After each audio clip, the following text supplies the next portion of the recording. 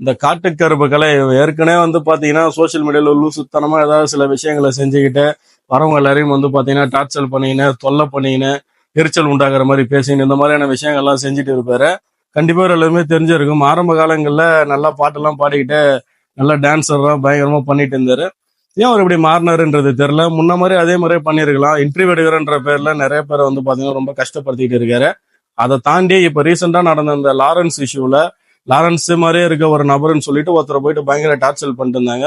அந்த விஷயம் எல்லாருமே கண்டிப்பா தெரிஞ்சிருக்கும். இவர் இப்போ ரீசெண்டா ஒரு வீடியோல என்ன பண்ணிருக்காரு, ஒரு அந்த லாரன்ஸ் அவர் தெரியும் கண்டிப்பா, 110 கிலோ வெயிட்ட தூக்குன லாரன்ஸ் ஒருத்தர் வந்து பயங்கர ஒரு வைரல் ஆனாரு சோசியல் மீடியால. அவருன்னு சொல்லிட்டு வேற யாரோ ஒரு நபரை போயிட்டு கோயம்பேடு பஸ் ஸ்டாண்ட்ல வந்து பயங்கரமா வந்து டிஸ்டர்ப் பண்ணிருக்காங்க. இது வந்து ஆரம்பத்துல ஒரு சாதாரண விஷயமா தாங்க இருந்தது. உலகத்தை ஏமாத்தலாம், ஆனா என்ன ஏமாத்தவே முடியாது. நார்மலா வந்து சமூக வலைத்தளங்கள் யாராவது ஒருத்தங்க வைரல் ஆகிறாங்கன்னா அவங்கள போய் வீடியோ எடுக்கிறது வந்து ஒரு சாதாரணமான விஷயம். அப்பப்போ போய் எடுப்பாங்க, திரும்ப வந்து நார்மலா அந்த ஒரு மாஸ் போனவனே வந்து குறைஞ்சிரும். ஆனா இந்த லாரன்ஸை பொறுத்த வரைக்கும் வந்து பாத்தீங்கன்னா லாரன்ஸ் அப்படின்றது ஒரு பயங்கர ஒரு ட்ரெண்ட் ஆயிட்டாரு.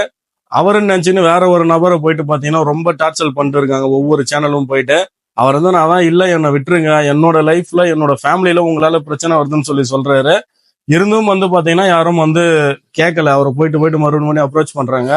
அதனால அந்த விரும்மாண்டியோ இல்லைன்னா 110 கிலோ லாரன்ஸோ அவர் யாரா இருந்தாலும் சரி, இந்த வீடியோல பாதிக்கப்பட்ட நபர் உடனடியாக வந்து பாத்தீங்கன்னா கோயம்பேடுல தானே பிரச்சனை நடந்தாங்க, நியரஸ்ட் போலீஸ் ஸ்டேஷன்ல போயிட்டு நீங்க இந்த காட்டுக்கருப்பு கலையில வேற யாராவது உங்களை தேடி வர மீடியா மேல நீங்க போய் ஒரு புகாரை கொடுங்க. கண்டிப்பா அந்த புகாரை கொடுத்தீங்க அப்படின்னா அவங்க மீது வந்து கண்டிப்பா வழக்கு பதிவு பண்ணுவாங்க.